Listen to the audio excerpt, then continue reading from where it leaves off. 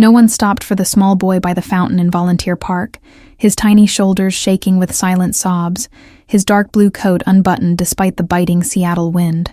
People glanced, then hurried past, as if his grief might somehow be contagious in the fading afternoon light.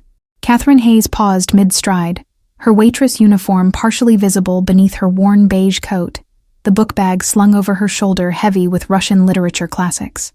Her shift at the diner started in 20 minutes, but something about the abandoned child pulled at her heart more powerfully than the fear of being late.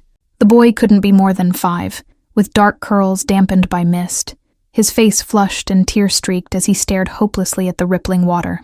Catherine approached slowly, kneeling down to meet his eyes, her voice softening as she spoke in gentle Russian, asking if he was lost. His crying stuttered to a halt, those piercing blue eyes widening with surprise that someone had addressed him in the language he knew from lullabies. His small hand reached out tentatively toward her, fingers trembling like autumn leaves about to fall. Behind the windshield of a black Bentley parked at the edge of the park, Dmitri Volkov's knuckles whitened against the leather steering wheel, his breath catching as he watched the unexpected scene unfold. The woman's Russian flowed with the musical quality that reminded him painfully of his late wife Irina. His men stood at attention nearby, hands inside their dark coats, eyes constantly scanning for threats, yet none had moved to retrieve his son. This strange woman had accomplished in seconds what his security team had failed to do for 15 minutes. Stop Alexei's tears. Who is she?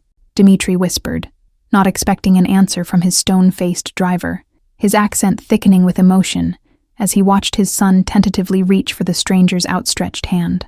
For the first time since the funeral 3 months ago, Alexei's face showed something other than blank desolation. The woman was nothing special at first glance, mid-20s perhaps, with chestnut hair pulled back in a practical ponytail, wearing sensible shoes and a coat that had seen better seasons. Yet the gentleness in her movements spoke of someone comfortable in their own skin, unaware of being watched by the most dangerous man in Seattle. Alexei clutched the woman's fingers, his tears subsiding as she continued speaking in his mother tongue, crafting an impromptu story about the fountain being magical, guarded by invisible, friendly creatures. The transformation in his son's expression sent a jolt through Dmitri's chest, cracking something he'd thought permanently frozen. Pavel, his head of security, shifted uncomfortably beside the car, clearly uncertain whether to approach the civilian interacting with the boss's son. Dmitri held up one hand. Wait, his eyes never leaving the tableau of compassion playing out before him. Catherine smiled as the small boy's breathing steadied, his shoulders relaxing as she adjusted his coat buttons against the chill, retrieving the knitted hat from where it had fallen beside the fountain. Her practiced fingers brushed back his curls with natural tenderness before placing the hat gently over his ears. The decision crystallized in Dmitri's mind as he watched her smooth his son's rumpled coat with a casual affection that looked entirely genuine. Without taking his eyes off the pair, he spoke quietly to Pavel, his voice carrying the smooth, emotionless quality that made even hardened criminals tremble. Find out everything about her. Pavel nodded once, already reaching for his phone, knowing better than to question the command despite its irregularity. Dmitri stepped out of the car, his tall frame unfolding with predatory grace as he buttoned his impeccably tailored suit jacket against the wind, his expression carefully neutral. Catherine felt the shift in the atmosphere before she saw him, like the sudden silence before a thunderstorm, a prickling awareness crawling up her spine. She turned slowly, one hand still holding the boy's, to find a man approaching with the confident stride of someone who owned not just the ground beneath his feet, but everything his gaze touched. He was striking rather than handsome, with features carved from granite, and eyes the exact shade of blue as the child's, though infinitely colder. The expensive cut of his suit couldn't disguise the lethal power contained in his movements, and Catherine instinctively pulled the boy closer, a protective gesture she immediately realized was a mistake. "Papa!" Alexe broke free from Catherine's hand, running to the imposing figure who knelt smoothly to scoop him up, murmuring something in Russian too low for her to catch. The transformation was immediate, the dangerous aura somehow softening around the edges as he checked his son for imaginary injuries. Catherine rose slowly to her feet, suddenly aware of several men in dark suits positioned strategically around the park, their attention focused entirely on her with unsettling intensity. She took an instinctive step backward, her waitress apron crinkling beneath her coat. The man approached with his son balanced effortlessly on one arm, his steps unhurried yet purposeful, radiating the quiet confidence of someone unaccustomed to being questioned. Up close, The expensive fabric of his suit and the subtle gleam of his platinum watch spoke of wealth beyond Catherine's comprehension. "You speak Russian to my boy," he stated, rather than asked, his English perfect, but tinged with a subtle accent that matched his son's. His gaze was analytical, assessing her as if she were a puzzle with pieces that didn't quite fit together. Catherine nodded, clutching her book bag a little tighter, the worn canvas scraping against her cheap coat. "I studied Russian literature at university," she explained, gesturing vaguely toward her bag, where dog-eared copies of Tolstoy and Chekhov jostled for space beside yesterday's tip money and half-eaten granola bar. The corner of his mouth twitched, not quite a smile, but an acknowledgement of something that surprised him. "You speak like a native," he observed, his tone neutral, yet somehow conveying that he was not accustomed to being surprised by anything or anyone. Alexe tugged at his father's immaculate collar, whispering something that made the man's expression shift minutely, a flicker of pain quickly masked. Without breaking eye contact with Catherine, he responded to his son in their shared language, his voice gentle in a way that seemed at odds with the hardness in his eyes. The diner's clock ticked in Catherine's mind. She would definitely be late now, and Mrs. Petrova wasn't known for her patience with tardy employees. "I should go," she said, taking another step back, suddenly eager to escape the intensity of his scrutiny and the unsettling attention of his men.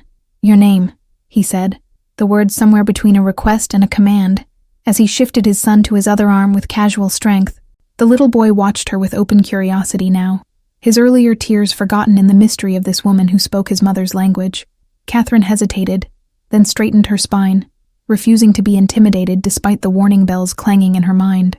"Catherine Hayes," she answered, meeting his gaze directly, her chin lifting slightly in unconscious defiance of the power imbalance between them. He inclined his head in acknowledgement, the gesture strangely formal, like a relic from another century. "Dimmitri Volkov," he offered in return, his name hanging in the air between them like a weighted thing, though it meant nothing to her. Not yet. A sleek phone appeared in his free hand, materializing as if by magic, though she hadn't seen him reach for it. "Your number," he continued, holding the device toward her with the casual expectation of someone unaccustomed to refusal. Catherine blinked, momentarily thrown by the directness of his request. "I don't give my number to strangers," she replied, the words escaping before she could consider their wisdom, her waitressing habit of setting boundaries with overly familiar customers kicking in automatically. Something dangerous flickered in his eyes. Not anger exactly, but the bemused recognition of someone encountering an unexpected obstacle in their path. The look vanished as quickly as it appeared, replaced by a calculating assessment that made Catherine's skin prickle with awareness. "Then we should not remain strangers," Dimmitri stated simply, as if solving a mathematical equation rather than navigating a social interaction. His free hand disappeared inside his jacket, emerging with a cream-colored business card embossed with a single silver wolf emblem. Catherine accepted it reflexively, the thick cardstock cool between her fingers, noticeably absent of any information beyond a phone number etched in elegant script. No name, no business, no explanation, just 11 digits that somehow felt more like a summons than an invitation. Alexe watched the exchange with solemn intensity, his small fingers playing with the silk of his father's tie, his earlier distress seemingly forgotten in the presence of this woman who shared his mother's language. His whispered request to his father was barely audible, but caused Dimitri's expression to soften imperceptibly. "My son would be pleased if you would join us for dinner tomorrow evening," Dimmitri translated, though something in his tone suggested the invitation might have been embellished in the retelling. His gaze remained fixed on her face, studying her reaction with unsettling focus. Catherine glanced between father and son, caught between the natural instinct to decline such an unusual invitation and the genuine connection she felt with the tearful boy she'd comforted. Her fingers tightened around the business card, its edges pressing into her palm. "I work evenings at Café Morosco," she explained, naming the small Russian-themed diner where she'd picked up extra shifts to cover her mounting student loans. The coincidence of its Russian ownership suddenly struck her as significant rather than merely convenient. Something shifted behind Dimitri's eyes, recognition perhaps, or calculation, before he nodded once, decisively. "Then lunch," he countered, the word formed as a statement rather than a question, brooking no argument despite its polite delivery. Alexei's hopeful expression as he watched her from the safety of his father's arms tipped the scales of her decision. 1 hour, she conceded, already mentally calculating how she would explain this bizarre situation to her roommate, who had warned her repeatedly about her habit of collecting strays, both human and animal. The subtle curve of Dimitri's mouth couldn't properly be called a smile, more an acknowledgement of a minor victory in some game Catherine wasn't aware they were playing. He adjusted his hold on his son, the movement casual yet protective as the wind picked up around them. Catherine glanced at her watch and gasped at the time, all thoughts of strange men and their business cards temporarily forgotten in the face of imminent unemployment. "I really have to go," she blurted, already backing away, nearly tripping over her sensible shoes in her haste. Dimmitri didn't attempt to stop her, merely inclined his head in that strangely formal gesture again, his eyes tracking her retreat with predatory focus. "Until tomorrow, Miss Hayes," he called after her, his accent wrapping around her name like silk over steel. She hurried away without looking back, unaware of how Alexe waved a small goodbye, or how Dimmitri continued watching long after she disappeared around the corner. She was equally oblivious to the discreet nod he gave Pavel, setting in motion a machine of surveillance and investigation that would uncover every detail of her life before morning. Catherine arrived at the diner 17 minutes late, breathless and apologetic, expecting Mrs. Petrova's legendary temper to be in full force. Instead, she found the older woman unusually accommodating, mentioning something vague about an important call regarding Catherine's exemplary service to a valued customer. The coincidence nagged at her throughout her shift, a suspicion forming that perhaps the world was smaller than she'd realized, or that Dmitri Volkov's reach extended further than she could possibly imagine. Either way, she sensed that something fundamental had shifted in the quiet park by the fountain. Catherine awoke the next morning with sunlight streaming through her modest apartment windows and an unsettling awareness that something had changed. The sensation intensified when she spotted a sleek black car parked across the street, its tinted windows revealing nothing of whoever might be watching her building. Her roommate Zara looked up from her nursing textbooks as Catherine described the strange encounter in the park, her expression growing increasingly concerned. "Volkov," Zara repeated, her voice dropping to a whisper despite their empty apartment.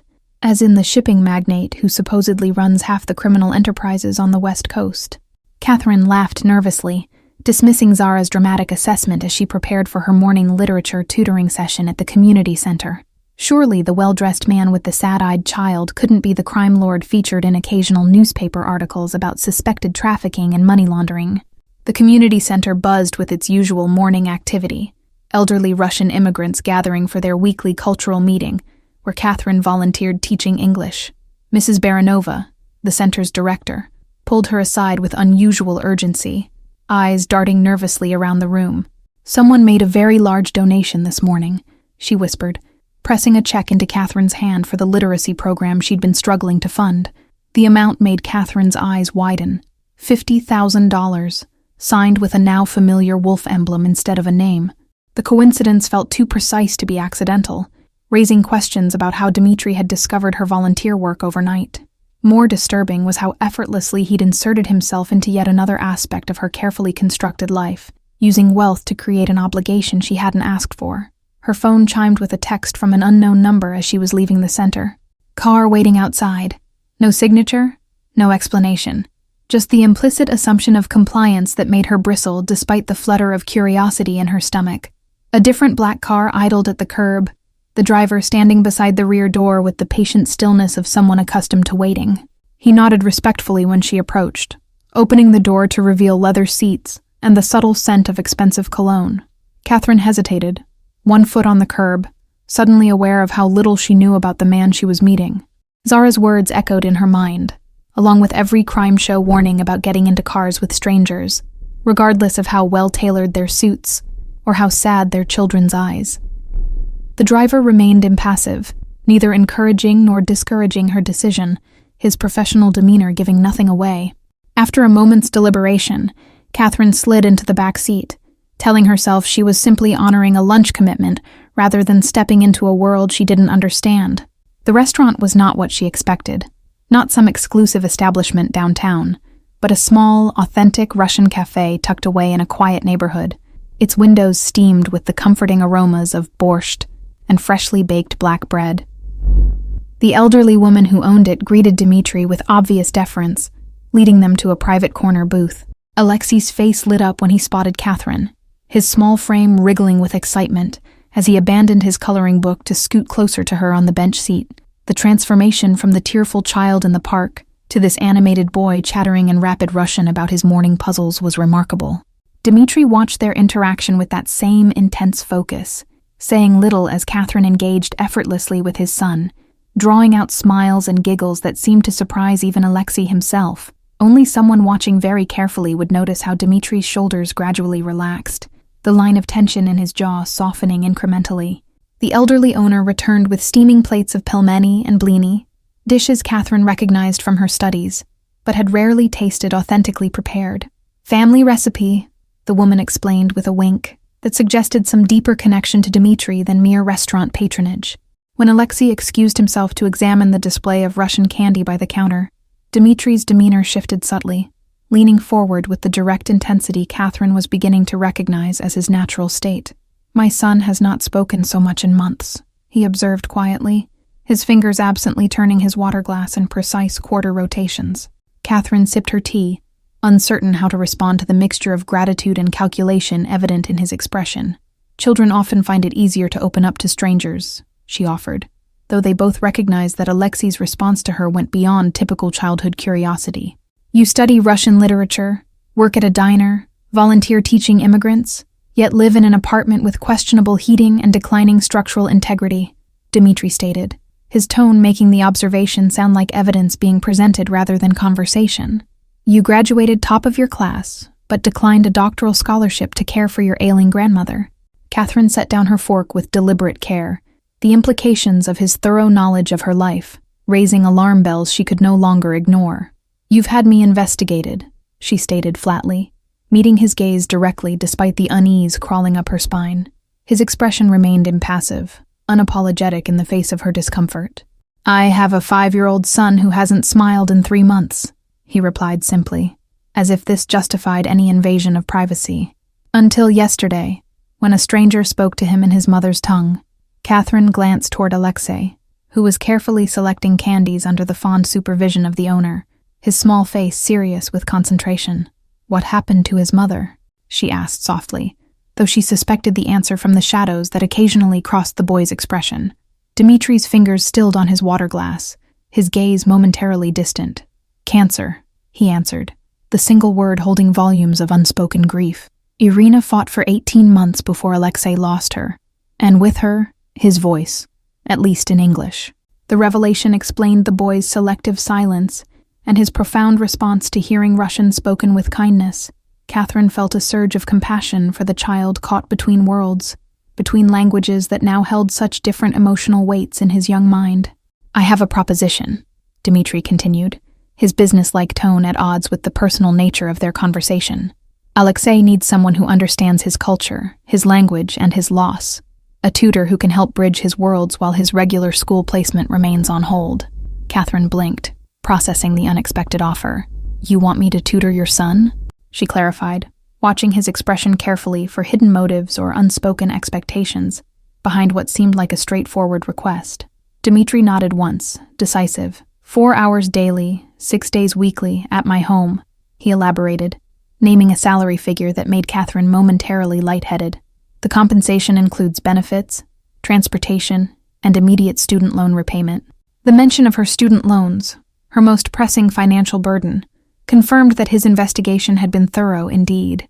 Catherine felt a flash of indignation at having her financial struggles so casually exposed, even as practical consideration of the offer began calculating how many years of diner shifts it would eliminate. "I already have commitments," she countered, thinking of her waitressing job, her volunteer work, and the handful of private tutoring clients who barely covered her rent. "My schedule is quite full between my various positions." Dimmitri dismissed this obstacle with a slight wave of his hand, as if her existing obligations were merely inconvenient details, rather than the careful balance that constituted her independent life. "Arrangements can be made to maintain your volunteer work," he conceded, clearly recognizing what mattered most to her. "The rest can be adjusted."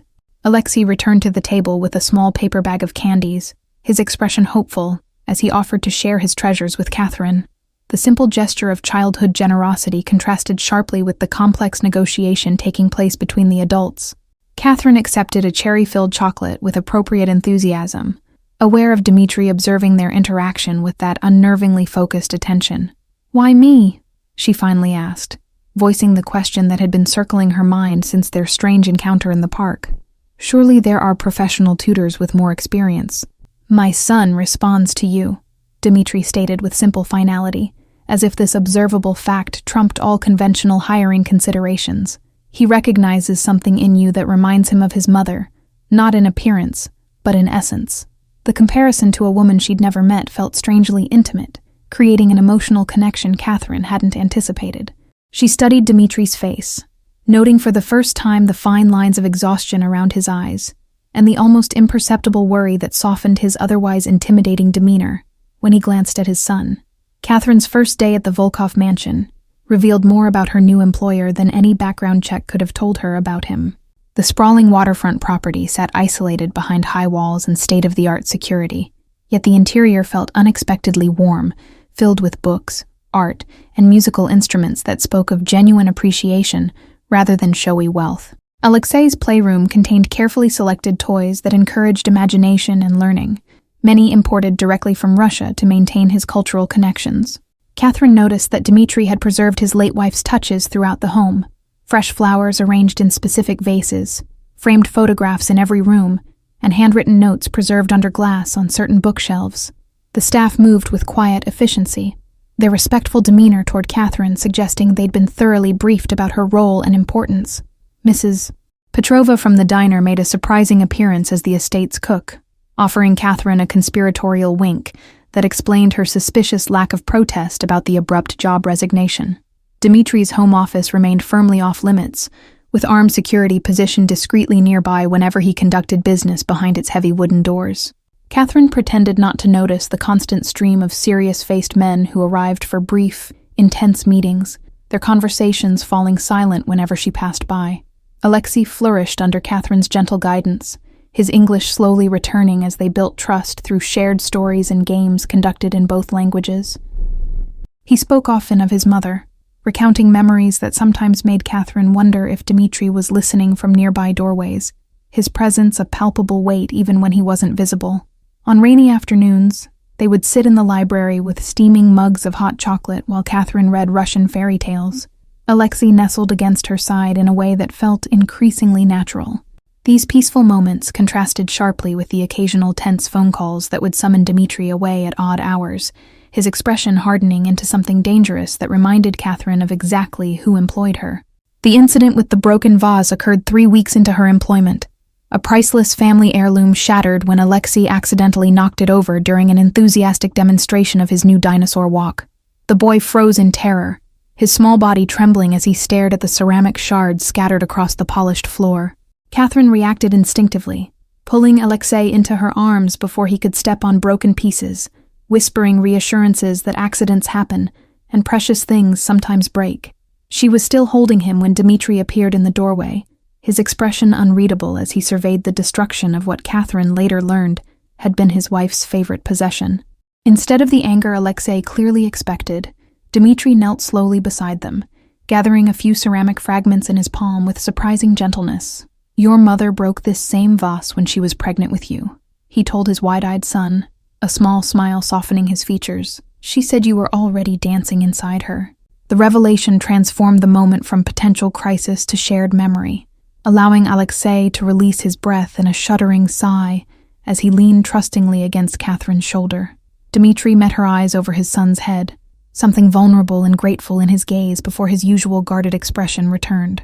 Later that evening, Catherine discovered a small box outside her guest house door, containing a fragment of the vase transformed into a delicate pendant, wrapped in a note written in precise Cyrillic script. Some broken things become more valuable in their new form. The gesture revealed a thoughtfulness she hadn't expected from the intimidating figure, who still conducted mysterious business behind closed doors. The boundaries between employer and employee blurred inevitably, as Catherine became more integrated into their daily lives. She found herself included in family dinners, weekend outings to the botanical gardens, and quiet evenings by the fireplace where Dimmitri would sometimes read aloud from Russian classics, in a rich baritone that gave new dimension to texts she'd studied for years. Pavel, Dimitri's ever-present head of security, maintained a respectful distance, but watched her with increasing curiosity as his employer's demeanor subtly shifted in her presence. The staff exchanged knowing glances when Dimmitri lingered over breakfast to discuss literature with Catherine, long after Alexe had finished his toast and wandered off to play. Catherine maintained professional boundaries with determined effort, reminding herself of the power imbalance between them and the temporary nature of her position. Yet she couldn't deny the growing warmth in Dimitri's previously cold eyes, or the way her heart accelerated when his fingers accidentally brushed hers while passing a book or teacup. The warning came from an unexpected source. Mrs. Petrova cornered her in the kitchen late one evening, her weathered hands gripping Catherine's with surprising strength. "You bring light back to this house," the older woman whispered urgently, "but you must understand who he is, what he controls. Before your heart decides what your mind cannot change." Before Catherine could respond, security alarms blared throughout the mansion, red warning lights flashing as Pavel burst into the kitchen, gun drawn and expression grim. "Stay with the boy," he ordered tersely, already communicating through his earpiece as he ushered both women toward the reinforced panic room concealed behind the pantry. Catherine found Alexe already inside, clutching his favorite stuffed wolf as a security team member sealed the heavy door behind them. Through the small security monitors, she watched armed men move with practiced efficiency through the grounds, converging on a section of fence where something had triggered the perimeter sensors. Hours passed in the panic room's sterile safety, Alexe eventually falling asleep against Catherine's shoulder, while Mrs. Petrova murmured old prayers under her breath. The security monitors showed armed men patrolling in tactical formation, their movements precise and professional in a way that spoke of military training rather than typical private security. When the all-clear finally came, it was Dimmitri himself who opened the heavy door, his pristine suit replaced by tactical gear, a thin cut above his eyebrow leaving a trail of dried blood down his temple. His eyes sought Catherine first, scanning her for any sign of distress before his gaze softened upon seeing his sleeping son curled trustingly against her. "Rival business interests," he explained vaguely, as he lifted Alexe from her arms, the tenderness with which he carried his son contrasting sharply with the coldness that had returned to his eyes. Catherine recognized the deliberate distance he was placing between them, a protective measure that felt more personal than professional. The following morning brought changes to the estate, additional security personnel, new surveillance equipment being installed, and heightened restrictions on movements beyond the property boundaries. Catherine overheard snippets of tense conversation about Baronov's crew and territorial expansions that raised questions she wasn't sure she wanted answered. Dimmitri disappeared into his office for 3 days, emerging only for brief moments to check on Alexe before returning to intense discussions with grim-faced associates. The staff moved with heightened vigilance, exchanging worried glances when they thought Catherine wasn't watching. The newspaper delivered on the 4th day carried a small article about a warehouse fire at the docks that claimed 3 lives, described by police as a possible criminal dispute.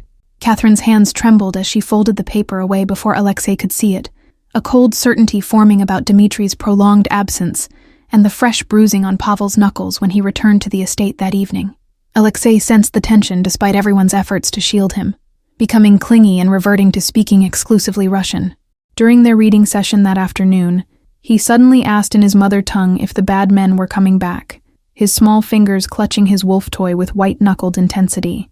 Catherine chose her words carefully, aware that she knew neither the full truth nor what Dimmitri would want his son to hear. "Your father has many people protecting you," she assured him, stroking his dark curls in the soothing rhythm that always calmed him. "This house is safe, and so are you." That evening, Catherine found Dimmitri alone in the library, nursing a glass of amber liquid while staring into the fireplace, shadows deepening the lines of his face. She hesitated in the doorway, uncertain whether to intrude on what was clearly a private moment of contemplation, or perhaps regret. He sensed her presence without turning, gesturing silently to the chair opposite his, with a weariness that seemed bone-deep. "You have questions," he stated, rather than asked, his voice rough from disuse or perhaps from giving orders she didn't want to imagine. Catherine settled across from him, the warmth of the fire doing little to dispel the chill between them. "Alexe asked me if the bad men were coming back," she said simply, offering neither accusation nor absolution, merely information about the child they both sought to protect. Something flashed in Dimitri's eyes, pain, or perhaps anger, before he set his glass down with deliberate control. "I built this life to protect him," he said quietly, the firelight casting harsh shadows across the planes of his face. Sometimes that requires difficult choices about who remains a threat. The implications of his words hung in the air between them, neither spoken directly nor denied. Catherine studied the man before her, the dangerous figure from newspaper whispers, merging with the devoted father who read bedtime stories and preserved his late wife's handwritten notes like sacred texts.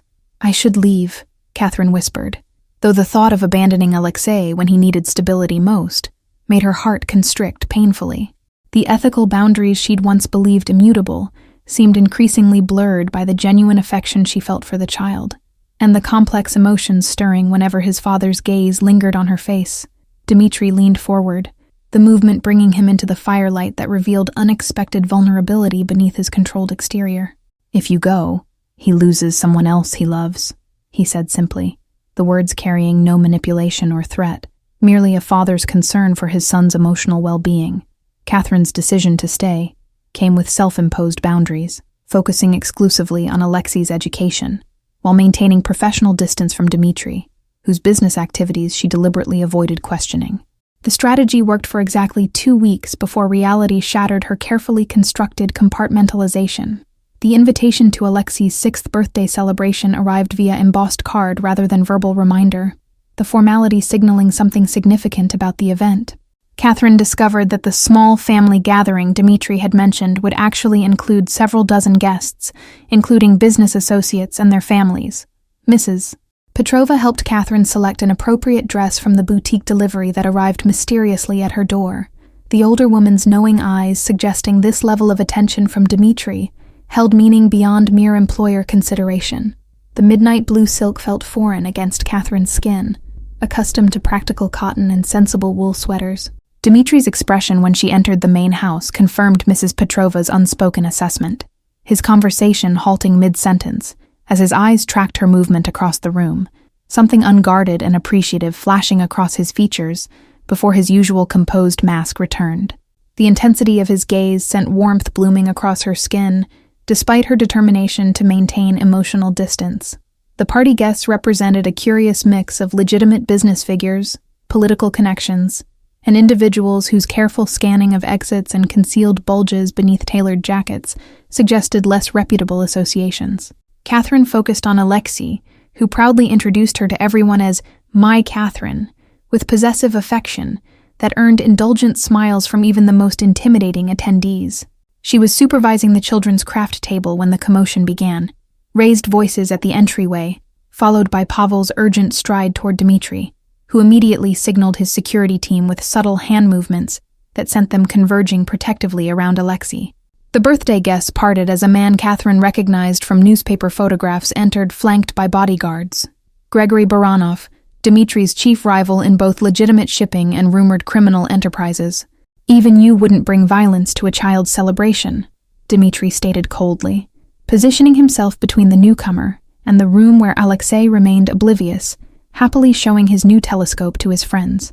The temperature in the room seemed to drop several degrees as security personnel on both sides adjusted their stances, almost imperceptibly. Baronov's smile never reached his eyes as he held up empty hands in mock surrender.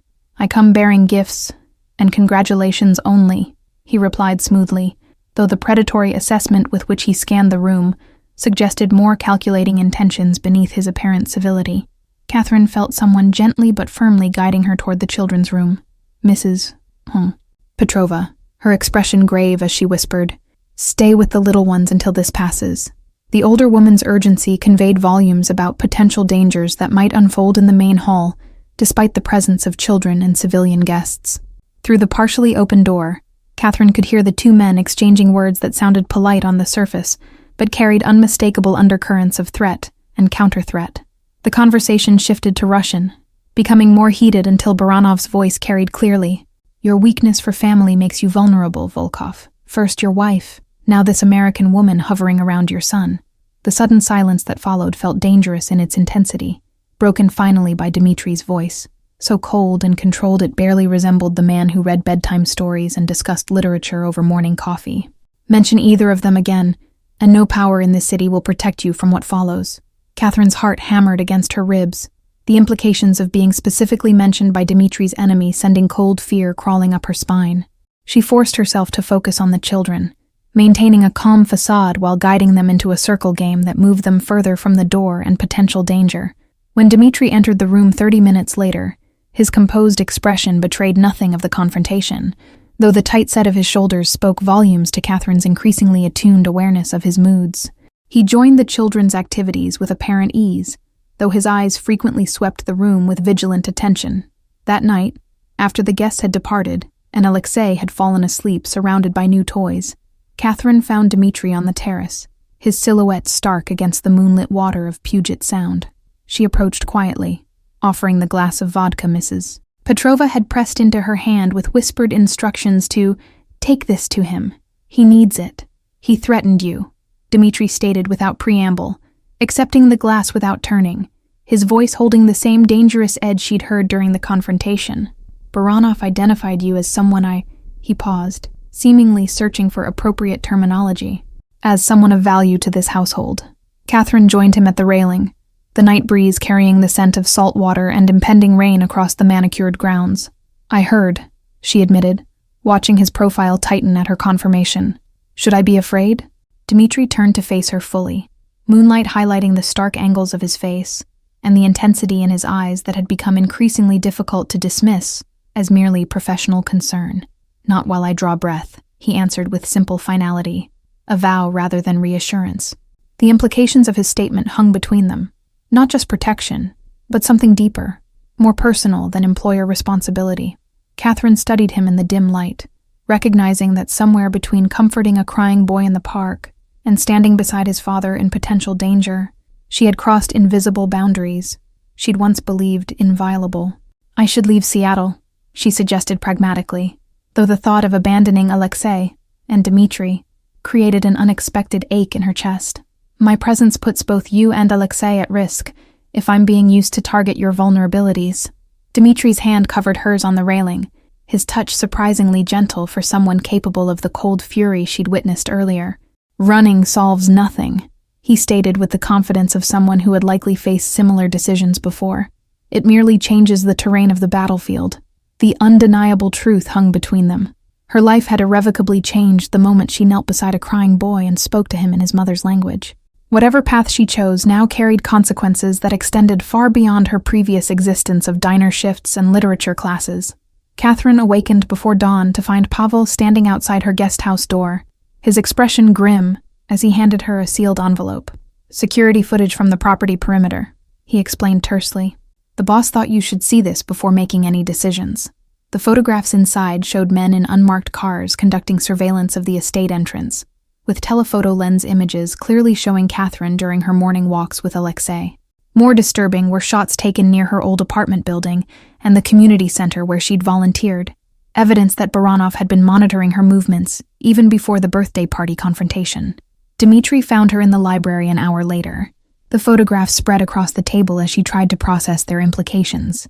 You've been protecting me all along, she realized aloud, remembering the black cars that had appeared near her apartment after their first meeting, which she now understood had been security rather than surveillance. He neither confirmed nor denied her assessment, merely gathered the photographs with methodical precision. I protect what matters, he stated simply, the words carrying weight beyond their surface, meaning as his eyes met hers with unexpected openness. Catherine took a deep breath, recognizing the crossroads before her required full acknowledgement of truths she'd been avoiding. I need to know who you really are, she said quietly, not newspaper speculation or rival threats. The truth about what Alexe and I are part of. For a long moment, Dimmitri remained silent, weighing her request against what appeared to be deeply ingrained habits of secrecy. When he finally spoke, his voice carried a rawness she'd never heard before. I was born in Siberia during the collapse of the Soviet Union, when starvation claimed children daily, and criminal organizations provided the only functioning economy. The story unfolded between them, a brutal childhood transformed through intelligence and determination, legitimate businesses built alongside necessary shadows, a man straddling worlds to secure a future where his son might choose paths unavailable to his father. Catherine listened without judgment, recognizing the complex morality of survival that had shaped the man before her. When he finished speaking, the morning sun had risen fully, casting long shadows across the library floor. I have never lied to Alexe about who I am, Dimmitri concluded, his gaze steady on hers. I will not lie to you either. There are parts of my business that operate outside legal boundaries, though I maintain certain principles that separate me from men like Baronov. Catherine processed his confession, measuring it against the man she had come to know, the father who preserved his wife's memory with devoted tenderness, who read Russian poetry with authentic appreciation, who valued education and kindness in a world that had shown him precious little of either. The contradiction wasn't really a contradiction at all, but a complete picture finally coming into focus. Alexe needs stability, she stated finally, making her decision based on the child who had worked his way into her heart with his resilience and vulnerability. And you need someone who sees you completely, not just the parts you show the world. Dimitri's expression shifted almost imperceptibly, hope carefully contained behind practiced control. And what do you need, Catherine? He asked quietly, the question hanging between them like a bridge waiting to be crossed. She considered the life she had built before meeting them, admirable in its independence, yet somehow incomplete in ways she hadn't recognized until experiencing the profound connection with both father and son. I need to know that whatever this becomes, she gestured between them, acknowledging the unspoken attraction that had grown despite her best efforts. It remains my choice, not an obligation or transaction. Dimmitri closed the distance between them slowly, giving her every opportunity to retreat before his hand gently cradled her cheek. Your choice, he agreed, his thumb tracing her jawline with reverent care.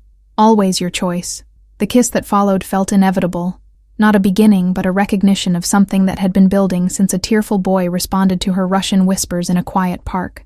Catherine's arms wound around Dimitri's neck as she surrendered to the connection that had transformed 3 separate lives into something neither of them had dared hope for, a family forged by choice rather than obligation.